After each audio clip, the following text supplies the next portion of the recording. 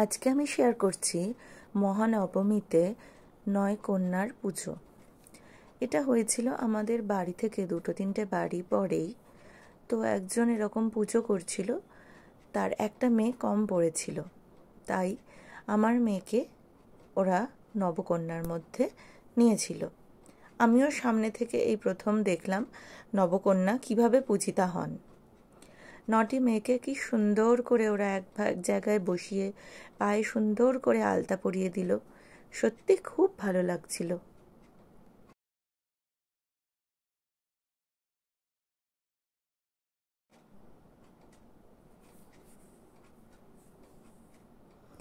আলতা পরা হয়ে গেলে যে দাদা ওনাদেরকে বাচ্চাগুলোকে ডেকেছিলেন, সেই দাদা সবাইকে কি সুন্দর টিকা করে দিলেন, ধান দূর্বা দিলেন।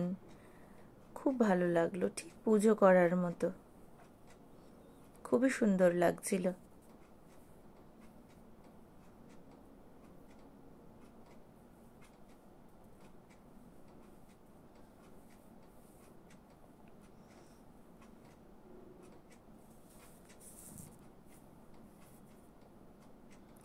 তারপর দেখলাম একটা রুমালের মধ্যে সব বাচ্চাগুলোকে বলা হলো সেখান থেকে কিছু চাল আর হলুদ আছে সম্ভবত, সেই রুমালের মধ্যে দিতে।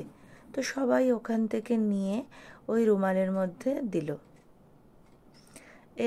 এই রুমালটাকে হয়তো যত্ন করে রেখে দেওয়া হবে কোথাও, কিংবা পূজিত হবে পূজার বেদিতে, তাও হতে পারে।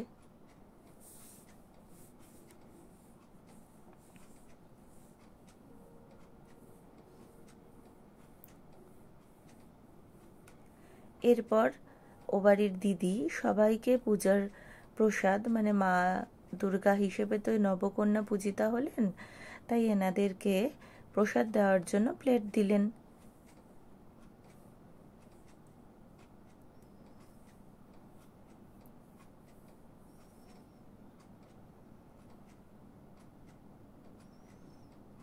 সবাইকে কি সুন্দর মাথায় মা দুর্গার চুনরি বেঁধে দেওয়া হলো। সত্যি দেখতে খুব ভালো লাগছিল। আমিও এই প্রথম দেখলাম এত সুন্দর একটা অনুষ্ঠান।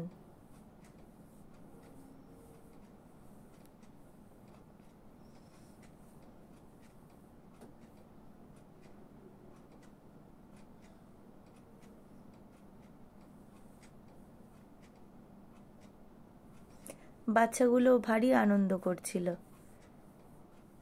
খাবার পেয়ে সবারই মোটামুটি মনটা খুশি হয়ে গেছিল।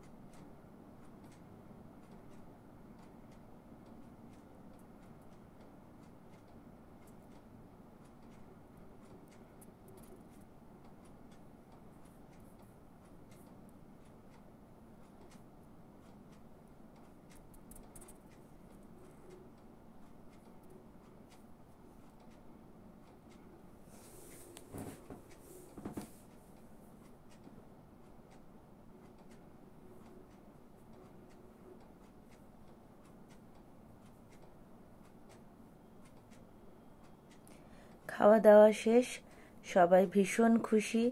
ওদেরকে পায়ে হাত দিয়ে প্রণাম করা হলো, একটা গিফট দেওয়া হলো, একটা ব্যানানা দেওয়া হলো, আর হাতে পেল 21 টাকা। কি আনন্দ সেই মেয়ের, সবটাই আমাকে দিয়ে দিল। তারপরে আবার এলাম আমাদের বাড়ির মায়ের পুজোয়, তখন মহানবমীর পুজো চলছে। খুব সুন্দর লাগলো।